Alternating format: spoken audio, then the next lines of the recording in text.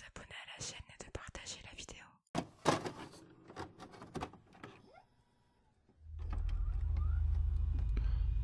Catherine était petite quand sa famille a dû quitter la France pour s'installer à Barcelone, en Espagne. N'ayant pas pu apprendre le français, étant trop petite, sa langue maternelle fut l'espagnol. Elle passait une enfance paisible. À l'école et dans la rue, elle parlait espagnol. Chez elle, avec ses parents, elle parlait français. Apprendre deux langues pendant son enfance lui a été très utile, et ses parents étaient fiers de ce qu'elle était. Non seulement très belle, une chevelure d'un blond éclatant. Elle illuminait aussi par son intelligence. Et elle était bien récompensée. Ses parents l'aimaient plus que tout.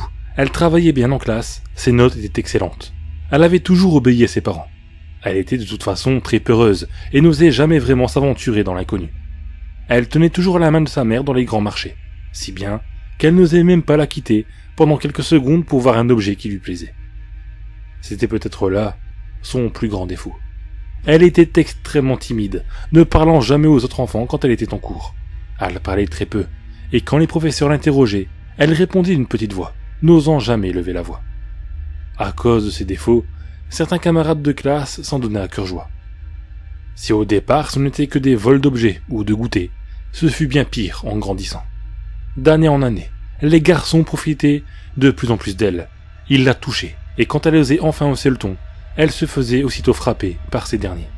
Et pendant que les garçons s'amusaient avec elle, les filles avaient mauvaise image de Catherine, pensant que ça ne la dérangeait pas que les garçons lui fassent ce genre de choses. Mais c'était faux, elle ne supportait pas. Mais ce n'était pas le pire. Ces garçons la maltraitaient en permanence, les insultes fusaient, mais en plus de briser son moral, ils la brisaient aussi physiquement. Coups de poing, gifles et cigarettes sur la peau, tout y passait. Catherine essayait tant bien que mal de cacher ses blessures. Elle ne voulait pas les montrer à ses parents. Elle était si chère à leurs yeux, elle ne voulait pas les décevoir. Alors, Catherine subissait. Mais ses parents voyaient bien que quelque chose n'allait pas chez la jeune fille. Quand elle rentrait chez elle, elle s'enfermait dans sa chambre, sanglotant le plus doucement possible. Assez pour que ses parents ne l'entendent pas. Elle mangeait et dormait peu. Et ses notes scolaires chutèrent lentement, mais sûrement. Mais à 19 ans, tout changea pour elle. Après une énième humiliation publique, un homme s'était interposé entre elle et ses harceleurs. Quelques instants après, ces derniers étaient tous à terre, et l'homme releva la fille, une larme coulant sur sa joue. Elle n'en croyait pas ses yeux. Une personne était venue l'aider. Ce fut directement le coup de foudre. Les semaines d'après furent les plus heureuses de toute sa vie.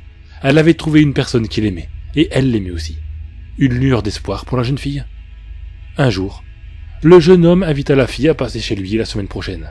Elle était anxieuse, elle ne savait pas comment s'y prendre avec les garçons, et elle avait peur de tout rater. Surtout que sa mère lui avait déconseillé d'aller dans le quartier du garçon. Il s'y passait plusieurs choses étranges, paraît-il, et elle était inquiète pour sa fille. Mais l'amour était plus fort que tout, et pour la première fois de sa vie, elle désobéit à sa mère. En fin d'après-midi, elle alla chez le garçon.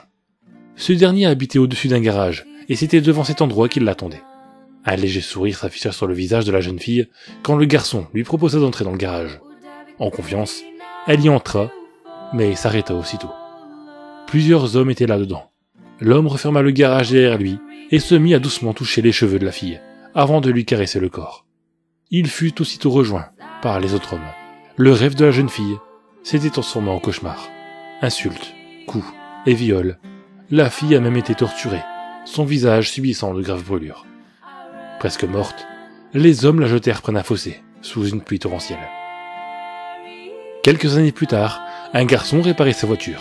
Il referma le capot, et quand il se retourna, il ressentit une horrible douleur au niveau de sa tête.